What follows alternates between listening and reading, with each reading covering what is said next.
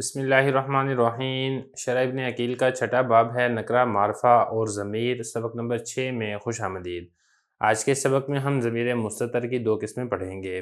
عبارت دیکھ لیں۔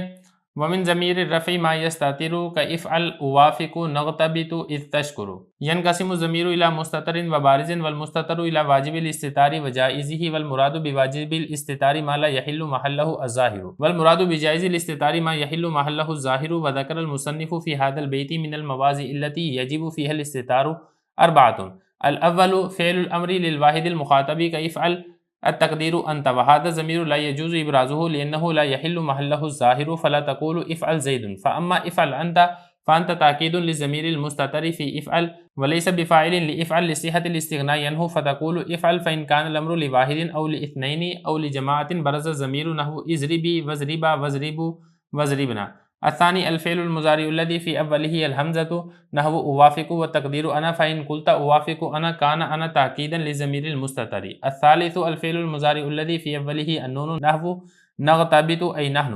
الرابع الفعل المضارع الذي في أوله التاء لخطاب الواحد نحو تشكر أي أنت، فإن كان الخطاب لواحد أو لاثنين أو لجماعة برز الضمير نحو أنت تفعلين وأنتما تفعلان وأنتم تفعلون وأنتن تفعلن.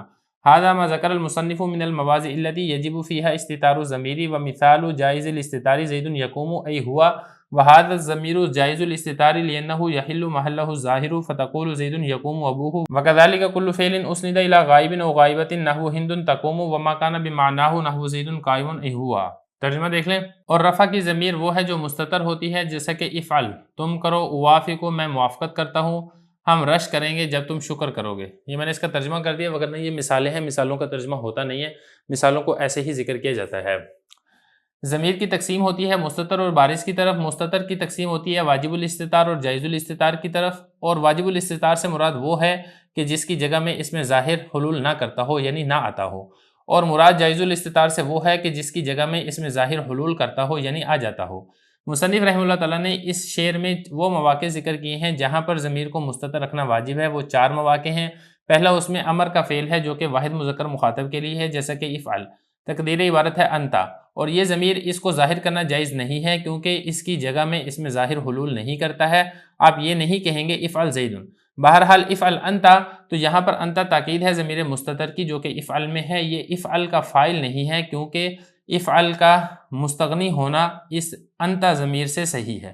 آپ کہیں گے افعل فإن کا، اور اگر امر واحد کے لیے ہو یا تثنیہ کے لیے ہو یا جمع کے لیے ہو تو ضمیر بارز ہوگی، جیسا کہ اضربی، اضربا، اضربو اور اضربنا۔ دوسرا مقام فعل مضارع کا وہ ہے جس کے شروع میں حمزہ ہو، جیسا کہ اوافقو۔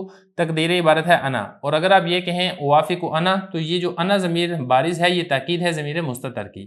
تیسرا مقام فعل مضارع کا وہ ہے جس کے شروع میں نون ہو، جیسا کہ نغتبتو یعنی نحن نغتبتو۔ چوتھا مقام فعل مضارع کا وہ ہے جس کے شروع میں تا ہو جو کہ واحد مذکر مخاطب کے لیے ہے، جیسا کہ تشکرو یعنی انتا، اور اگر خطاب واحد مؤنث مخاطب کے لیے ہو یا تثنیہ کے لیے ہو یا جمع کے لیے ہو تو ضمیر بارز ہوگی، جیسے کہ انتی تفعلینا، انتما تفعلانی، انتم تفعلونا اور انتن تفعلنا۔ یہ وہ مقامات ہیں جو مصنف نے ذکر کیے ان جگہوں میں سے جہاں پر ضمیر کو مستتر رکھنا واجب ہے، اور جائز الاستتار کی مثال ہے جیسے زید یقوم یعنی ہوا۔ یہ جو ضمیر ہے اس کو مستتر رکھنا جائز ہے، کیوں؟ اس لیے کہ اس کی جگہ میں اس میں ظاہر حلول کر جاتا ہے، یعنی آ جاتا ہے۔ آپ کہیں گے زید یقوم ابوہ، اور اسی طرح ہر وہ فعل جس کی اسناد غائب کی طرف یا غائبہ کی طرف کی جائے، جیسے کہ ہند تقوم، اور جو معنی غائب ہو جیسے زید قائم یعنی ہوا قائم۔ عبارت ہو چکی ہے، ترجمہ ہو چکا ہے، اب چلتے ہیں اس کی تشریح کی طرف۔ الفی ابن مالک کا جو شعر نمبر 60 ہے اس کی ہم بعد میں تشریح کریں گے۔ سب سے پہلے جو شرح ابن عقیل کی عبارت ہے اس کو دیکھ لیں۔ حضرت فرما رہے ہیں کہ ضمیر کی 2 قسمیں ہوتی ہیں، ایک ہوتی ہے ضمیر مستتر اور دوسری ہے ضمیر بارز۔ آپ بار بار پڑھ چکے ہیں نحو کی کتابوں میں، ضمیر مستتر جو پوشیدہ ہوتی ہے، ضمیر بارز جو ظاہر ہوتی ہے، آنکھوں سے نظر آ رہی ہوتی ہے۔ آج کے سبق کے اندر اصل میں جو ضمیر مستتر ہے اسی کے بارے میں وضاحت کریں گے کہ جو ضمیر مستتر ہے جو نظر نہیں آ رہی ہوتی ہے، چھپی ہوئی ہوتی ہے، اس کی پھر آگے 2 قسمیں ہوتی ہیں۔ ان میں سے ایک کا نام ہے واجب الاستتار اور دوسری ہے جائز الاستتار۔ واجب الاستتار کا مطلب یہ ہوتا ہے یہ وہ ضمیر ہے جس کو استتار یعنی چھپانا واجب اور ضروری ہوتا ہے، اور جائز الاستتار کا مطلب یہ ہے کہ ایسی ضمیر مستتر جس کو چھپانا واجب اور ضروری نہیں ہے بلکہ جائز ہے، اگر آپ وہاں پہ نہ چھپائیں بلکہ اس میں ظاہر کو لے آئیں فاعل کے طور پر تو پھر ایسی صورت کے اندر اس کو جائز الاستتار کہیں گے۔ جو حضرت نے تعریف کی ہے نا واجب الاستطار کی اور جائز الاستطار کی، وہ تھوڑی سی مختلف ہے۔ بہرحال عبارت دیکھ لیں تاکہ بات سمجھنے آسان ہو جائے۔ فرما رہے ہیں کہ ضمیر تقسیم ہوتی ہے مستتر اور بارز کی طرف، اور جو ضمیر مستتر ہے یہ تقسیم ہوتی ہے واجب الاستطار اور جائز الاستطار کی طرف۔ حضرت فرما رہے ہیں کہ جو ضمیر واجب الاستطار ہے اس سے مراد وہ ہے ما لا یحل محلہ الظاہر، اس میں ظاہر اس کی جگہ پر حلول نہیں کرتا ہے، اس میں ظاہر اس کی جگہ پر نہیں آ سکتا۔ مطلب کہنے کا یہ ہے کہ جہاں پر ضمیر مستتر واجب الاستطار ہوگی اور فاعل واقع ہو رہی ہوگی وہاں پر ضمیر ہی فاعل بنے گی، اس میں ظاہر اس ضمیر کی جگہ پر آپ کر فاعل نہیں بن سکتا۔ جیسے کہ اس کی مثال دیکھ لیں، اضربو، اب اضربو میں انا ضمیر ہی فاعل بنے گی، انا ضمیر کے بدلے میں کوئی اس میں ظاہر آ کر اضربو کا فاعل نہیں بن سکتا۔ تو یہ مطلب ہے کہ جس کی جگہ پر، محل کا مطلب جس کے محل میں، یعنی جس کی جگہ پر اس میں ظاہر حلول نہیں کر سکتا ہے، اس میں ظاہر نہیں آ سکتا ہے، یہ تو ہو گیا واجب الاستطار۔ اور جائز الاستطار سے مراد کیا؟ حضرت فرما رہے ہیں ما یحل محلہ الظاہر، کہ جس کی جگہ پر اس میں ظاہر حلول کر سکتا ہے، یعنی اس میں ظاہر اس کی جگہ پر آ کر فاعل بن سکتا ہے۔ اس کی مثال دیکھ لیں، جیسے زید ضربہ، اب ضربہ کے اندر ہوا ضمیر فاعل ہے، اب یہ ہوا ضمیر ایسی ہے جو کہ جائز الاستطار ہے، آپ اس میں ہوا ضمیر بھی لا سکتے ہیں، اور اگر ہوا ضمیر یہاں پہ نہ لائیں بلکہ آپ اس میں ظاہر لے آئیں اور آپ ایسے کہیں ضربہ زید، تو آپ ایسے بھی کہہ سکتے ہیں۔ اب یہاں پہ دیکھیں یہ جو اس میں ظاہر ہے یہ ضمیر کی جگہ پر حلول کر چکا ہے، ضمیر کی جگہ پر آ گیا ہے، تو یہ حضرت نے فرمایا کہ جو ضمیر جائز الاستطار ہے اس کا مطلب یہ ہے کہ جو اس میں ظاہر ہے وہ اس کی جگہ میں حلول کر سکتا ہے، اس کی جگہ میں آ سکتا ہے۔ تو خلاصہ یہ ہے کہ ضمیر کی دو قسمیں ہیں، مستتر اور بارز۔ پھر مستتر کی دو قسمیں ہیں، ایک ہے واجب الاستطار جس کی جگہ پر اس میں ظاہر نہیں آ سکتا ہے، دوسری ہے جائز الاستطار جس کی جگہ پر اس میں ظاہر آ سکتا ہے۔ اس کے بعد آگے حضرت فرما رہے ہیں کہ مصنف رحمہ اللہ تعالیٰ نے اپنے شعر کے اندر 4 مقامات ذکر کیے ہیں جہاں پر ضمیر واجب الاستطار آئے گی، یعنی اس میں ظاہر اس کی جگہ پر نہیں آ سکتا ہے۔ نمبر 1، فعل امر۔ فعل امر واحد مخاطب کا صیغہ ایسے ہے جہاں پر فاعل ہوگا تو وہ اس میں ضمیر ہی ہوگا، اس میں ظاہر اس کے لیے فاعل نہیں بن سکتا ہے۔ جیسے کہ اس کی مثال دیکھیں، افعل، واحد مذکر مخاطب، امر حاضر معلوم کا یہ صیغہ ہے، اس کا جو فاعل ہوگا نا وہ ہوا ضمیر ہوگا، اور یہ ہوا ضمیر ایسی ہے جو واجب الاستطار ہے، یعنی اس میں ظاہر اس کی جگہ پر آ کر فاعل نہیں بن سکتا۔ فرما رہے ہیں وذکر المصنف، مصنف رحمہ اللہ تعالیٰ نے اس شعر میں ان مواقع اور ان جگہوں کو ذکر کیا ہے جس میں استطار کو لانا واجب ہے، اور وہ کتنے ہیں؟ وہ کل 4 مواقع ہیں۔ الاول، پہلا موقع، فعل الامر، امر کا فعل، اور امر میں سے بھی کون سا؟ واحد مذکر مخاطب کا فعل، جیسا کہ افعل، اس میں انت ضمیر ہے، میں نے یہاں پہ ہوا لکھ دیا، مجھے تھوڑی سی غلط فہمی ہوگی، یہ افعل کے اندر انت ضمیر فاعل ہے کیونکہ یہ مخاطب کا صیغہ ہے نا، غائب کا صیغہ تو نہیں ہے۔ جیسے افعل ہے نا، اس میں تقدیری عبارت ہے انت، اور یہ والی جو ضمیر ہے اس کو ظاہر کرنا جائز نہیں ہے، یعنی یہ ضمیر اس کے اندر مستتر ہی ہوگی، پوشیدہ ہی ہوگی، کیوں؟ کیونکہ اس میں ظاہر اس کی جگہ میں حلول نہیں کر سکتا۔ آپ ایسے نہیں کہہ سکتے، بالفرض زید آپ کا مخاطب ہے نا، تو آپ یہ نہیں کہہ سکتے افعل زید، زید نہیں آ سکتا یہاں پر ضمیر کی جگہ میں۔ یہ فرما رہے ہیں وَهَذَا ضمیر لا يجوز ابرازه، یہ والی جو ضمیر ہے یعنی افعل کے اندر جو انت ضمیر ہے اس کو ابراز یعنی ظاہر کرنا جائز نہیں ہے، کیوں؟ کیونکہ اس میں ظاہر اس کی جگہ میں حلول نہیں کر سکتا، اس میں ظاہر اس کی جگہ پر آ نہیں سکتا۔ آپ یہ نہیں کہہ سکتے افعل زید فَأَمَّا افعل انت۔ اگلا مسئلہ، یہاں سے ایک اعتراض ہو رہا ہے، اس اعتراض کا جواب دیا جا رہا ہے۔ معترض اعتراض یہ کرتا ہے کہ آپ نے کہا کہ افعل کے اندر انت ضمیر ہے اور یہ ایسی ضمیر ہے جس کو مستتر کرنا واجب اور ضروری ہے، یہ ظاہر نہیں ہو سکتی، جبکہ ہمیں عرب کے کلام میں ایسی مثالیں ملتی ہیں۔ مثال کے طور پہ یہ کہا جاتا ہے افعل انت، یہ جو ضمیر ہے اس کو مستتر نہیں بلکہ اس کو ظاہر کر دیا جاتا ہے، اس کی مثالیں ملتی ہیں۔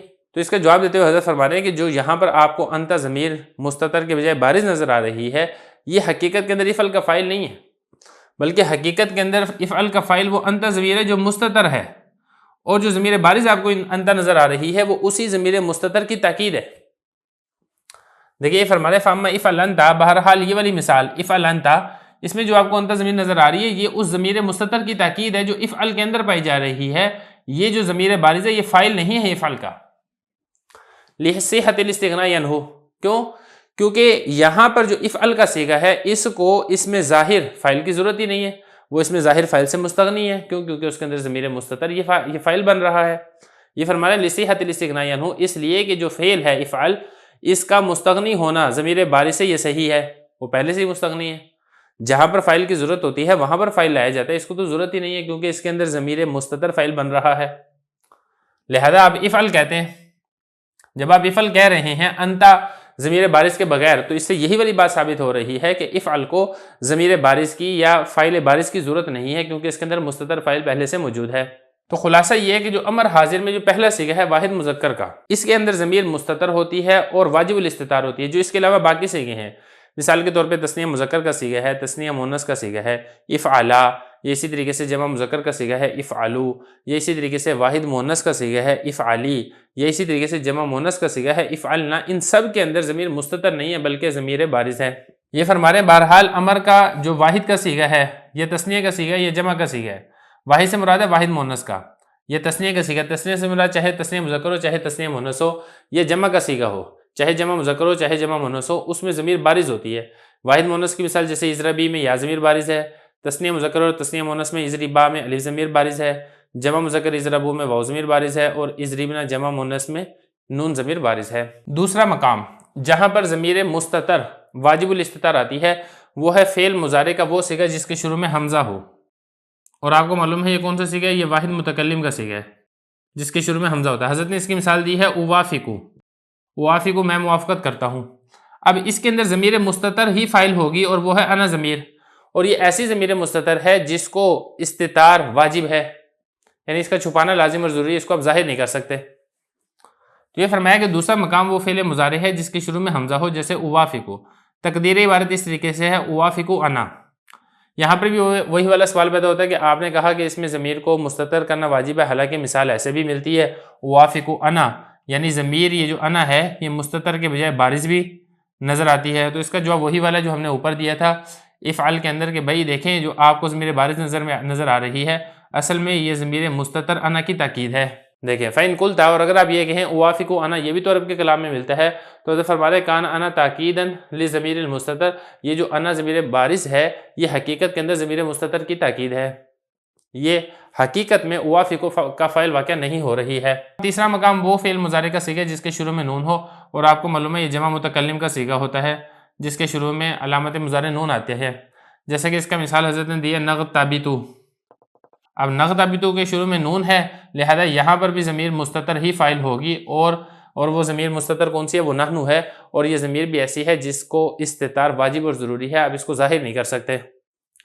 دیکھیے فرمایا کہ وہ فعل مضارع جس کے شروع میں نون ہو، جیسا کہ نغتبت، یعنی نحنو ضمیر یہاں پر مستتر ہے۔ الرابع، چوتھا مقام جہاں پر ضمیر مستتر فاعل ہوتی ہے اور ضمیر مستتر بھی کون سی، واجب الاستتار، وہ فرما رہے ہیں کہ فعل مضارع کا وہ صیغہ ہے جس کے شروع میں تا ہو جو کہ واحد کو مخاطب کرنے کے لیے آتی ہو۔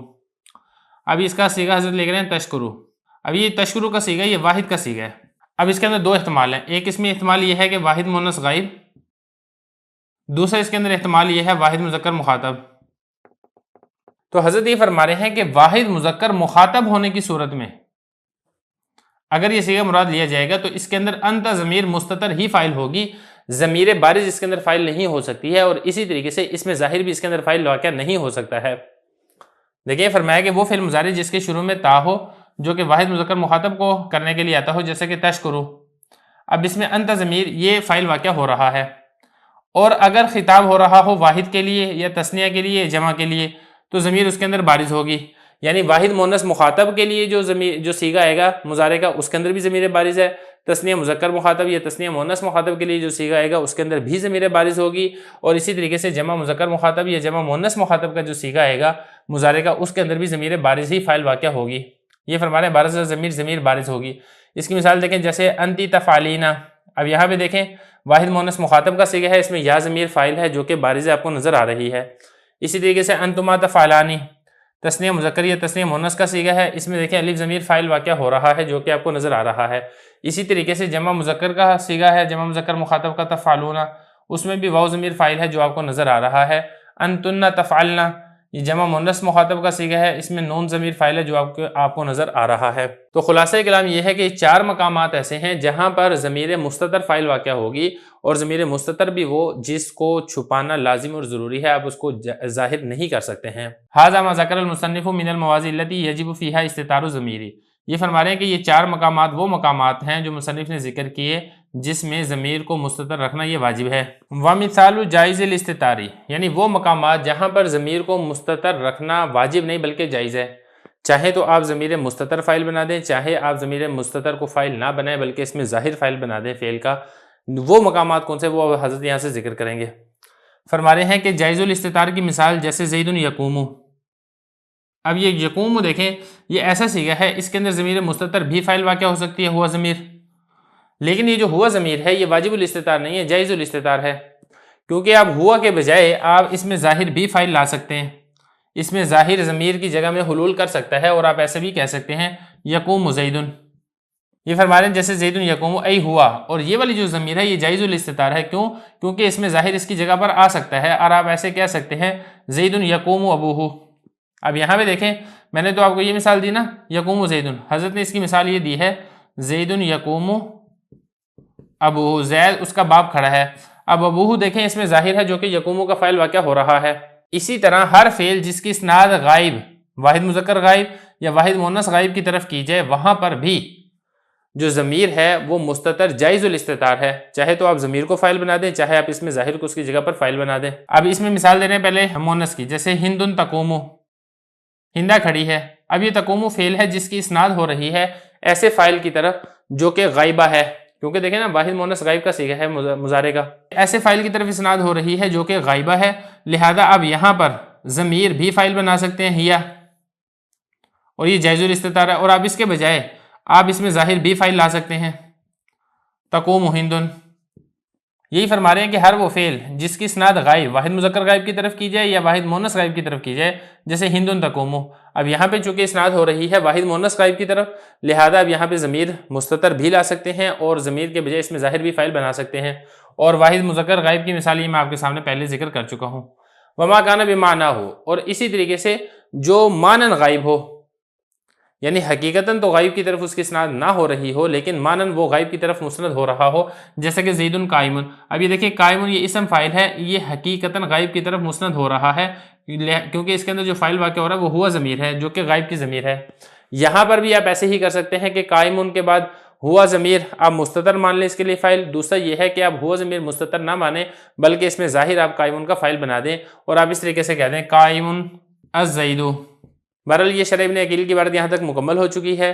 واجب الاستتار کے 4 مواقع وہ ذکر کر دیے ہیں، جائز الاستتار کا موقع کیا ہے اس کے بارے میں ساری تفصیل ہو چکی ہے۔